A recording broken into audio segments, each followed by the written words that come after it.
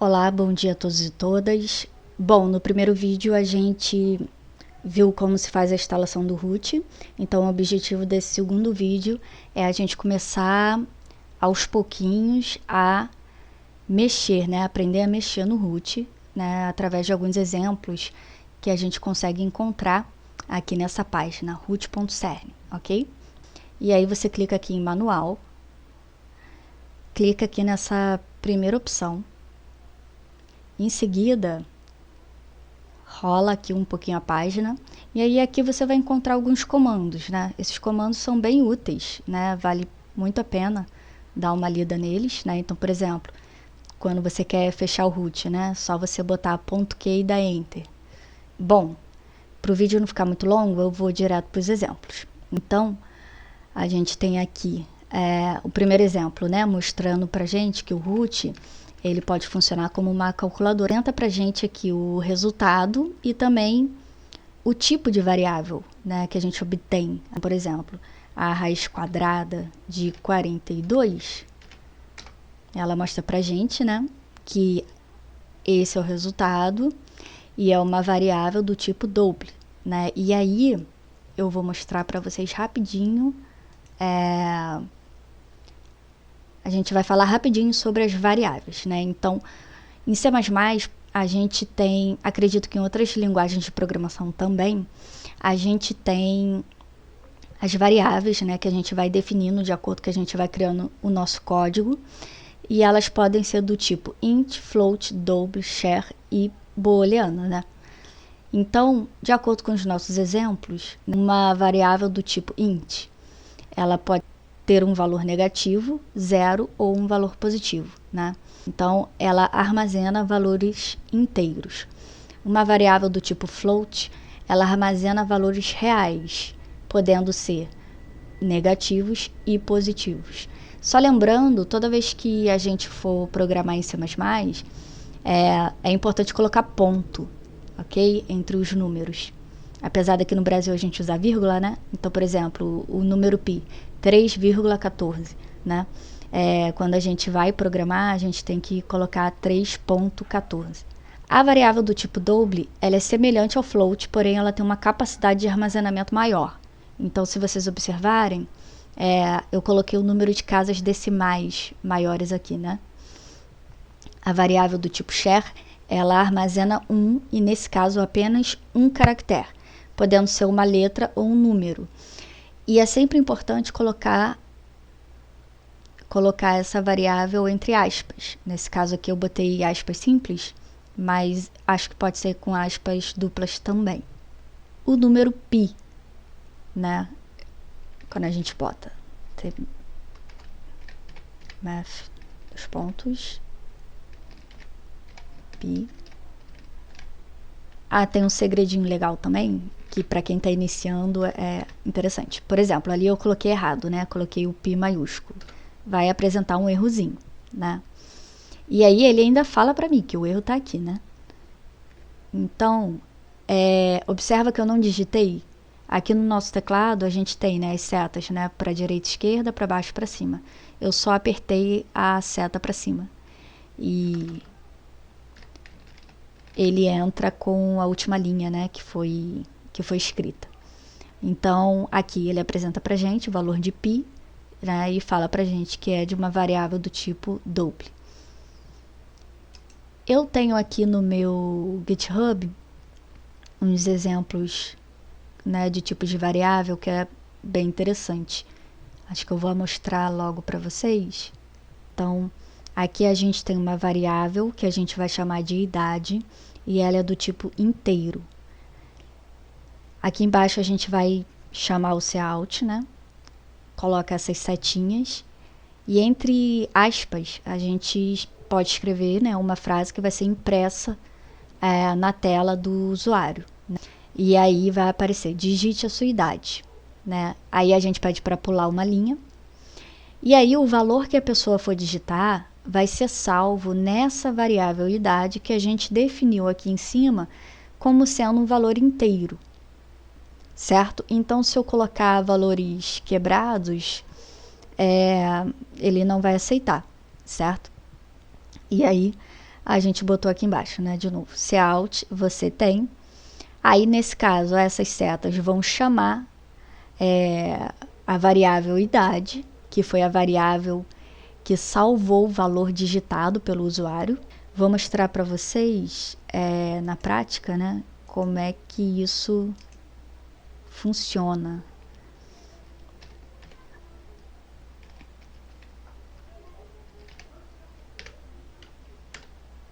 Então, tá ali, né, digite a sua idade, você tem 31 anos, certo?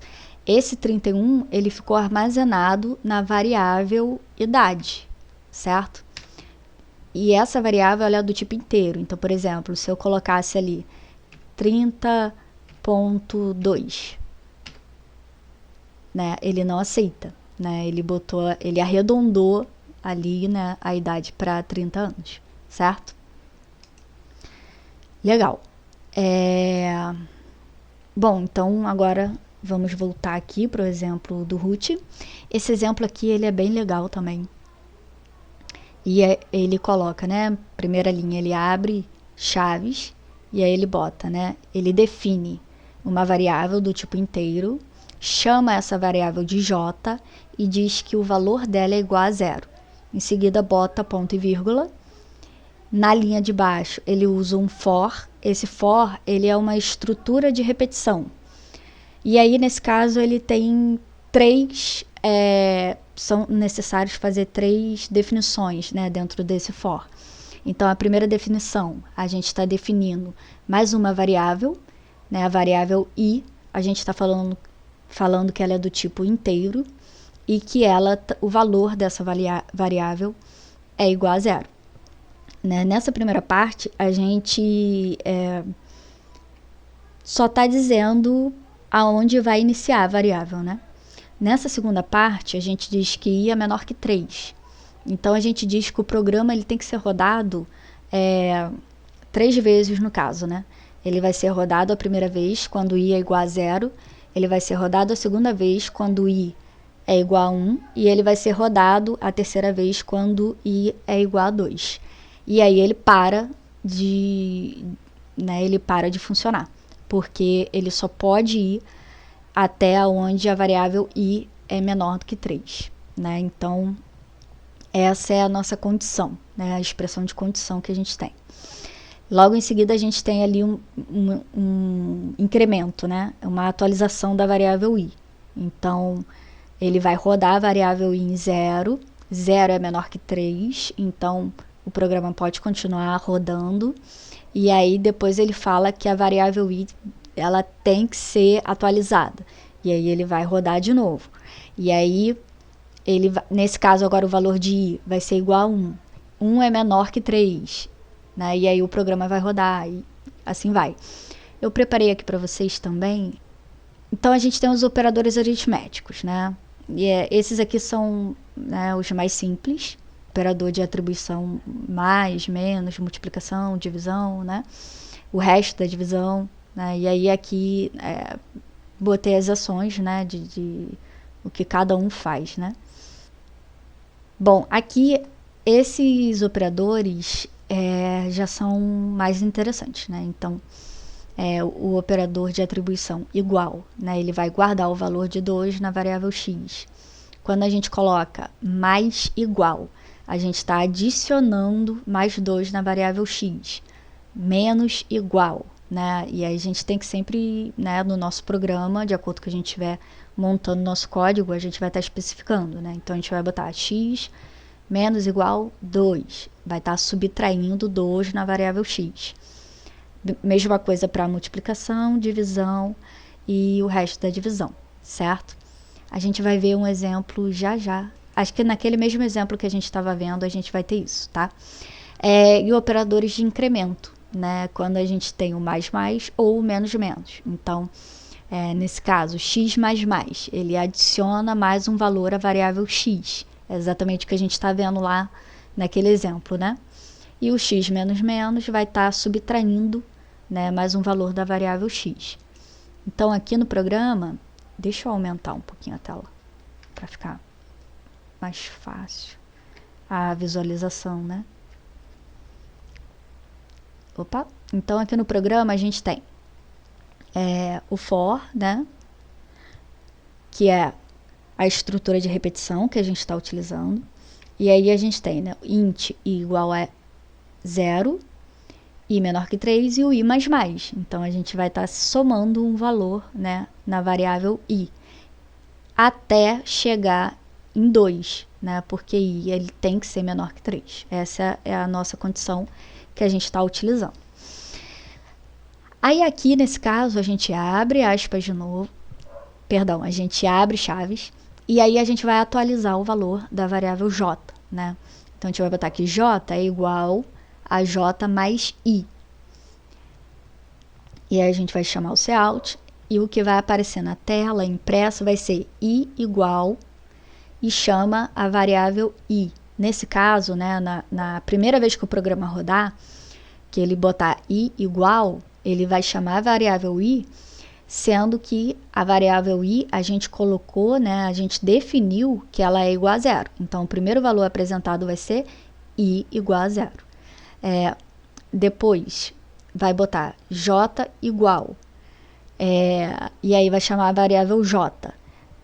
A variável j, a gente definiu que o j também é igual a 0, né? E aí vai aparecer i igual a 0, j igual a 0. Isso na primeira vez que o programa rodar. Na segunda vez, ele vai atualizar o valor de j, né? Então, na segunda vez, i vai ser igual a 1, e nesse caso é possível? É, porque a única condição é que i tem que ser menor que 3. Então, a gente vai ter que i é igual a 1, j ele vai ser o j mais i. Então, o j anterior foi 0, mais i. O i agora vale 1, então j vai ser igual a 1. Né? E na terceira vez que o programa rodar, ele pode continuar acrescentando aqui, né, o valor na variável? Pode, né? Nesse caso pode. E aí a gente tem que i igual a 2, e aí ele vai pegar j, ele vai ser igual ao j anterior, né? Nesse caso 1, mais o i atual, que é 2. Então, vai ficar j igual a 3. Né? E aí, nesse caso, o programa para de rodar, porque atingiu aqui, né, a nossa condição, né?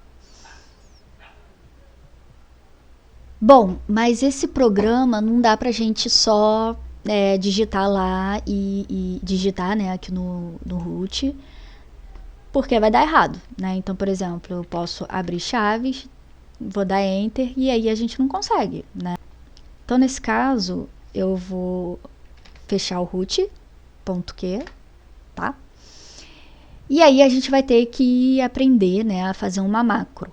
E aí é tranquilo também, tá, gente? Clica aqui nesse link e aí ele vai trazer aqui tudo passo a passo direitinho, né? É só seguir aqui.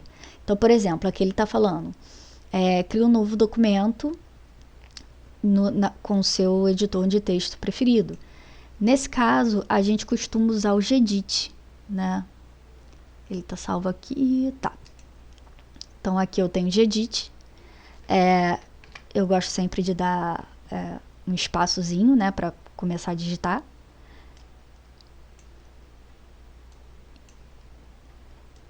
Aqui. E aí a gente vai fazer assim, né, void, aí a gente coloca o nome que a gente quer utilizar. Eu vou botar exemplo 1. E abre o colchete. Observa que eu botei ali exemplo 1 e botei um underline, né? É porque toda vez que a gente for chamar no root ou no terminal mesmo, né? A gente precisa sempre que o nome ele não tenha espaços, né? Então é necessário que você coloque ali o underline ou então escreva tudo junto, né? Mas o importante é não dar espaço. Então, abre chaves e aí eu vou digitar aquele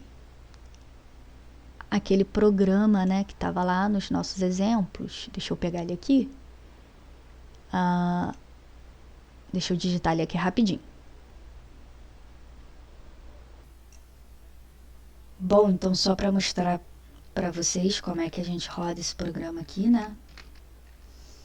No root, é só a gente colocar o nome do diretório, .l, o nome do diretório, barra, o nome que a gente salvou o programa, ponto C maiúsculo. E por fim, o nome da função que a gente colocou. E tá aí o resultado, né, do nosso exemplo.